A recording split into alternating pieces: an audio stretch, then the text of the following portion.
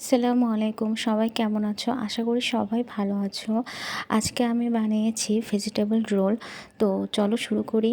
এখানে আমি ১.৫ কাপ আটা, 1/4 কাপ কর্নফ্লাওয়ার, স্বাদ মতো লবণ সব কিছু ভালোভাবে মিশিয়ে নিচ্ছি। এরপর আমি পানি দিয়ে অল্প, অল্প একটা পাতলা মিশ্রণ তৈরি করে নিব। থিকনেসটা তোমরা সবাই দেখতে পাচ্ছ যে কেমন হবে, বেশি পাতলাও না আবার বেশি ঘনও না। এরপর আমি ফ্রাই প্যানে একটু অয়েল ব্রাশ করে ১ চামচ ডো দিয়ে দেব। আর এর আগে হচ্ছে আমি ভেজিটেবলটা তৈরি করে নিয়েছিলাম। তোমরা এখানে চিকেনও দিতে পারো। তো আমি এখানে রুটির ভিতরে ভেজিটেবল দিয়ে দিব। তারপর এটা আস্তে, আস্তে আমি ফোল্ড করব। আর আমি যে ডোটা বানিয়ে রেখেছিলাম সেখান থেকে ১ চামচ ডো নিয়ে এখানে দিয়ে দিব, যাতে এই রোলটা খুলে না যায়।